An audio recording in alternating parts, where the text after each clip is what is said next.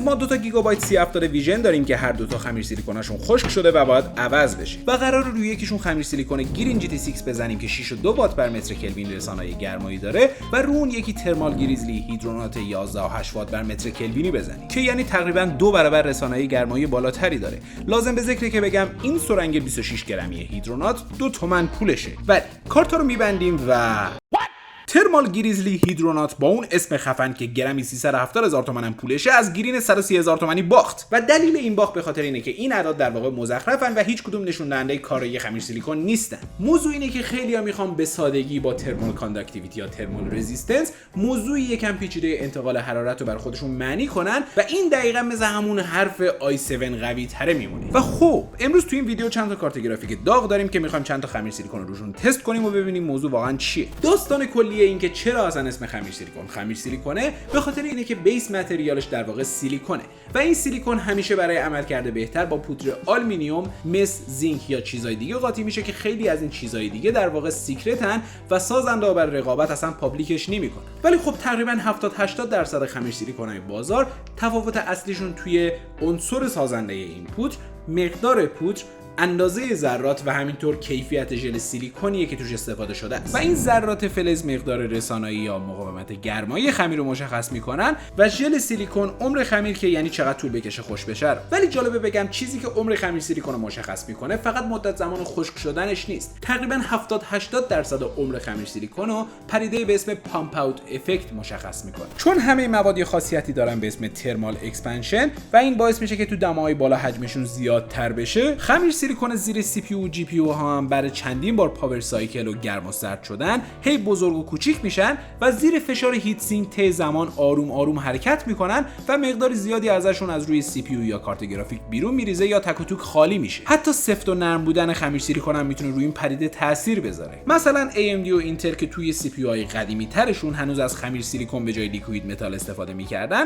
برای عمر بیشتر CPU ها خمیرای خیلی سفت‌تر و مقاوم‌تر و زیر IHS میذاشتن که حداقل تا 7-8 سال مشکلی پیش نیاد. ولی خیلی از لپتاپ‌ها به دلایل این کارو نمی‌کردن و این مشکل الان مخصوصا توی لپتاپ‌های قدیمی‌تر خیلی شایعه. ولی به این میرسیم که چرا خمیر سیلیکون 11.8 واتی از خمیر سیلیکون 6.3 واتی ضعیف‌تر عمل کرد. داستان اینه که خیلی از خمیر سیلیکون‌ها شبیه هم نیستن، مثل همین هیدرونات که اصلا بیس متریالش سیلیکون نیست. هیدرونات خمیریه که به کلی برای سیستم‌های ساخته شده که کولینگ خیلی قوی‌تری دارن، مثل سیستم‌های کاستوم واتر کولینگ. و این سیلیکونی نبودن هیدرونات کاری میکنه که تو دماهای بالا ضعیف‌تر عمل کنه ولی تو دماهای پایین هم بهتر و هم با عمر بیشتر. طی گفته‌های درباور، نمیدونم حالا اسمش رو درست گفتم یا نه، که هم یه یوتیوبر معروفیه و هم CEO ترمال گریزلی، این خمیر میتونه روی CPU های خنک‌تر یا سیستم‌های با کولینگ قوی‌تر تا 4-5 سال شاید بدون مشکل کار کنه. ولی کرایونات ترمال گریزلی که برای سیستم‌های داغ‌تر و یا کارت گرافیک میتونه استفاده بشه، باید سال به سال عوض بشه تا پرفورمنس کامل بهتون بده. و خب داستان اینه که چون کرایونات و هیدرونات برای 2 تا شرایط مختلف ساخته شدن، ترمال گریزلی اومده عدد انتقال حرارت اینا رو نسبت به شرایطشون نوشته، نه همه شرایط. و همین هم کاری میکنه که هیدرونات توی سیستم‌های داغ‌تر بد کار کنه، چون دیگه عدد انتقال حرارتش تو اون شرایط همون 11.8 نیست، پایین‌تر. و خب تو همه خمیرها هم همچین داستانی وجود داره. سازنده خمیر میاد توی شرایطی که اکثرا هم بنفشه یه سری تست انجام میده و تهش یه عددی هم به دست میاره و روی محصولش مینویسه. ولی خب این عدد میتونه توی شرایط مختلف متفاوت باشه. مثلا چقدر سطح هیت سینک رافنس داره، یعنی چقدر صافه، یا جنس هیت سینک از چه فلزیه، اندازه IC و هیت سینک چقدره، ضخامت لایه‌های هیت سینک چقدره، چند تا هیت پایپ داره، یا از همه مهمتر چقدر فشار توسط هیت سینک روی چیپسته توی این قضیه تاثیر میذاره. مثلا خیلی از خمیر سیلیکون‌ها مثل اونایی که نرم‌ترن یا اونایی که کیفیت ژلشون پایین‌تره، نه تنها روی فشارهای بالا مثلا 400-500 پاسکال نسبت به 100 یا 150 پاسکال نمیتونن بهتر کار کنن، بلکه به خاطر همین پامپ اوت افکت عمرشون شدیداً کمتر هم میشه. حتی خیلی هاشون بعد از چند تا پاور سایکل افت پرفورمنس پیدا میکنن. پس خمیر سیلیکون به ظاهر ساده است ولی تو شرایطی هم میتونید پولتون رو براش دور بریزید، مثل همین هیدرونات. و خب امروز تاتوی قضیه رو باید در بیاریم.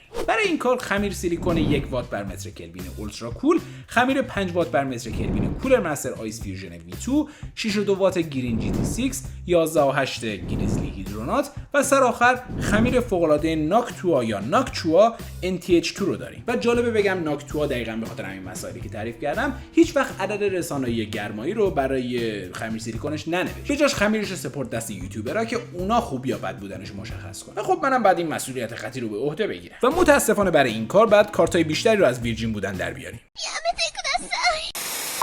من چندین نوع کارت با هیت سینک های مختلف رو آماده کردم که یکیش ایسوس تاف 2060 با هیت سینک کوچیک و هیت پایپ و سطح مسیه، بعدی سافایر 5700 XT با اندازه متوسط، سطح مسی و هیت پایپ آلومینیومیه و سومی XFX سویفت 6800 XT با اندازه بزرگ، لوله های آلومینیومی و سطح نیکل. ولی قبل اینا میخوایم این خمیر رو روی این کارت یعنی گیگابایت 3060 Ti امتحان کنیم که شدیداً خمیرش خشک و پامپ اوت شده و نکتهش اینه که در شرایط نو هم کلا دمای بالایی داره. تست اینجوریه که برای هر کدوم از خمیرات 2 بار روی سرعت ثابت 70% و 100% 5 دقیقه تست فورمارک انجام میشه و نتایج نشون میده که 3060 Ti گیگا بعد از 30 ثانیه با اولترا کول 1 وات بر متر کلوین به دمای 83 درجه میرسه که یعنی زیاد تفاوتی با خمیر فاسد شده خودش نداره. خمیر 5 واتی کولر مستر آیس فیوژن بعد 2.5 دقیقه با سرعت 70% 72 درجه است، بعد 5 دقیقه 75 درجه، همینطور با ماکسیموم فن بعد از 2.5 دقیقه 61 درجه و بعد 5 دقیقه 62 درجه بود. خمیر 6.2 واتی گرین هم با 70%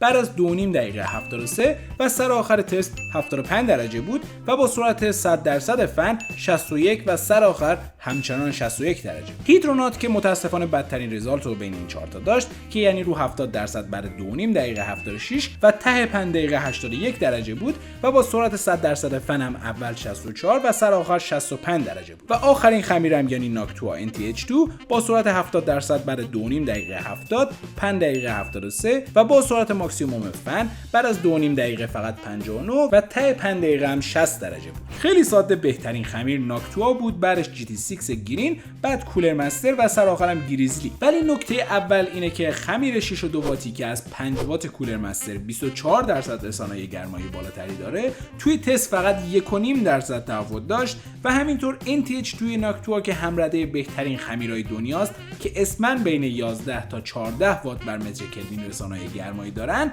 که یعنی دوبل ایناست، زیر 4% افزایش خنکسازی داشت. و جالبه بگم اگه برید سر به اینترنت هم بزنید میبینید تو همه تست‌ها شرایط انقدر نزدیک بوده. مثلا اینجا کرایونات 12.5 وات بر متر کلوینی از دیپ کول Z9 4 واتی فقط 5.5% بهتر بود.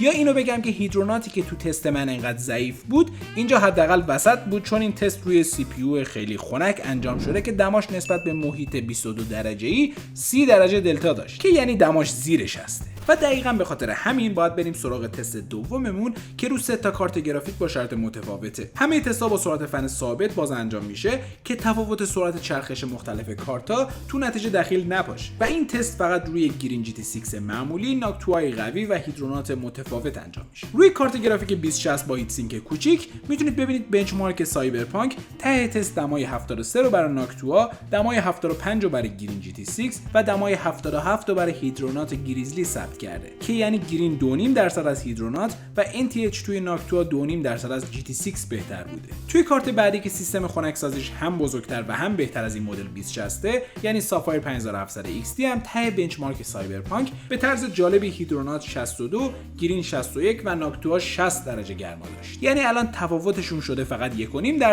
که حتی تست 5 دقیقه‌ای فورمارک هم همین عددو نشون میده. تو کارت آخر یعنی XFX با هیت سینک خیلی بزرگ واقعا به طرز تعجب برانگیزی هیدرونات تونست خودشو بالا بکشه. همونجوری که دارید میبینید تو تست سایبرپانک هیدرونات و GT6 هر دوتا 59 درجهن و NTH2 هم که دوباره قدرت خودشو نشون داد و الان 57 درجه است. و از اون جالب تر اینه که تو فورمارک بعد از 2.5 دقیقه گریزلی هیدرونات 1 درجه از گرین GT6 خنک‌تر بود ولی تو دقیقه 5 1 درجه داغ‌تر شد. حالا اگه بخوایم بین عملکرد این خمیرا روی داغ‌ترین تا خنک‌ترین کارت درصدی بگیریم متوجه میشید هیدرونات 24.5% بهتر یا بدتر عمل کرده ولی اون دوتا 20% تفاوت عملکرد داشتن.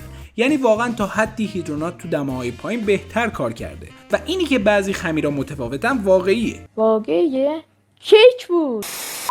بگذاریم از این ویدیو باید چند تا نتیجه بگیرید. اول اینکه موقع حرف زدن زیاد به خودتون فشار نیارید چون صداتون مثل من میگیره. دوم اینکه به جای دنبال اعداد و ارقام روی خمیر سیلیکون باشید به دنبال بنچمارک و ریویو باشید چون واقعیت خمیر سیلیکون اونجا مشخص میشه. سوم به جای گشتن دنبال خمیر سیلیکون خوب به دنبال نخریدن خمیر سیلیکون بد باشید چون خمیر سیلیکونای خوب اونقدر با هم دیگه تفاوت پرفورمنس ندارن ولی خمیرای بد عمر پایین و عملکرد ضعیف دارن. چهارم قیمت بالای بعضی از این خمیر سیلیکونا فقط برای عملکرد رسانه‌ای گرماییشون نیست بلکه برای عمرشون هم هست. مثلا مثل همین NTH2 که میتونه براتون 5 سال عمر کنه، البته به گفته خود سازندش. و آخرین نکته اینه که لطفاً ویدیو رو لایک و ما رو دنبال کنید، چون ساخت همچین ویدیوهایی واقعا سخت و وقتگیر و پرهزینه بود و نمیدونم چرا صدامو از دست دادم. و همینطور اگه محتوای شبیه این می‌خواستیم، مثلا بهترین خمیر سیلیکون‌های بازار کدومن یا همچین چیزی، برامون کامنت کنید.